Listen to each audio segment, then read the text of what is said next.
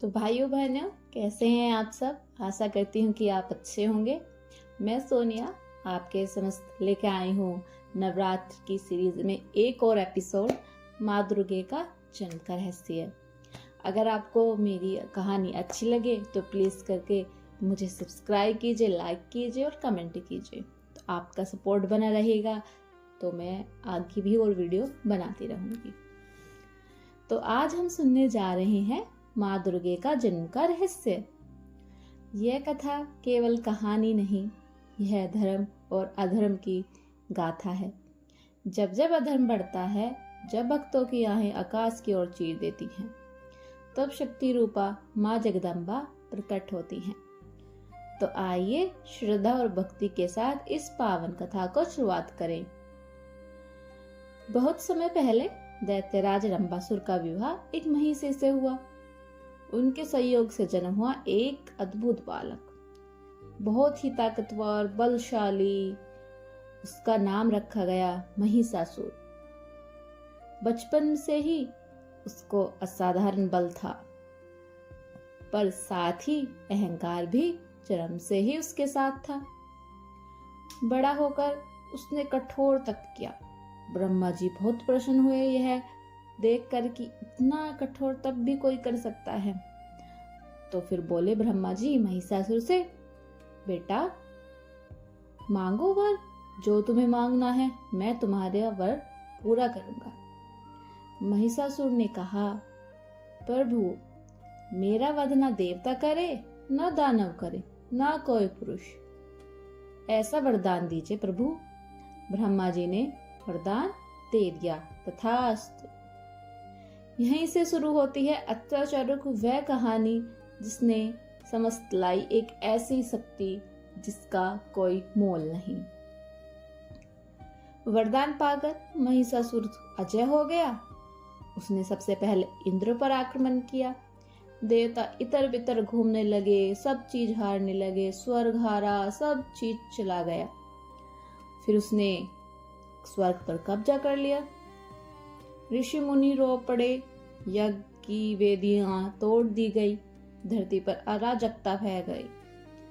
महिषासुर गरज कर कहता है, अब मैं ही देव हूं, मैं ही ईश्वर हूं।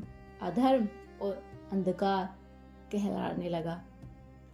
बेचारा देवता भटकते भटकते ब्रह्मा, विष्णु और महेश के पास पहुंचे। रोकर बोले, हे प्रभु हमें बचाइए, महिषासुर ने सब कुछ छीन लिया है। त्रिदेव भी गंभीर हो गए। बोले, अब एक नई शक्ति का जन्म लेना होगा, एक ऐसी शक्ति जो न देव हो, न दानव और न ही पुरुष। वह होगी आदि शक्ति। तभी तीनों देवों ने अपना तेज प्रकट किया।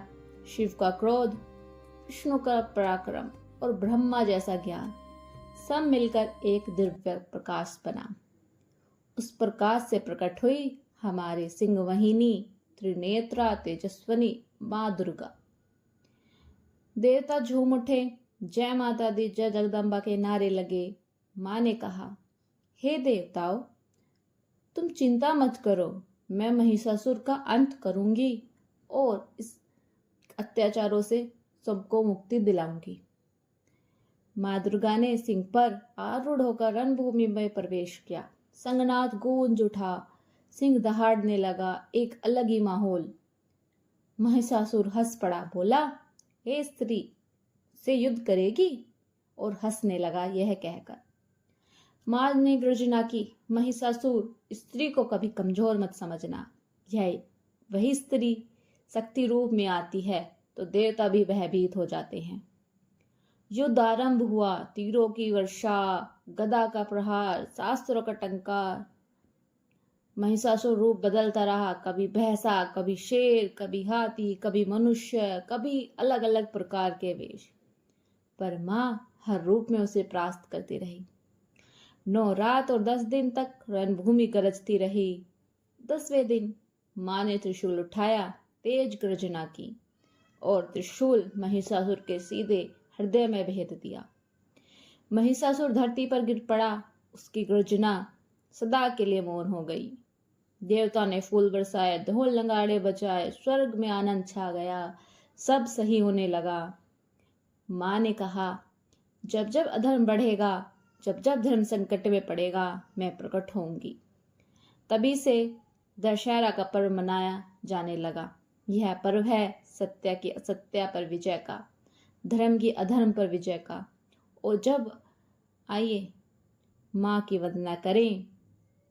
जय अम्बे गौरी मैया, जय श्यामा गौरी, तुम्हें को निश दिन सेवत हरि ब्रह्मा शिवरी। भाई और बहनों, माँ की शक्ति केवल शास्त्रों में नहीं है। माँ की शक्ति है ममता, करुणा, न्याय और भक्ति में।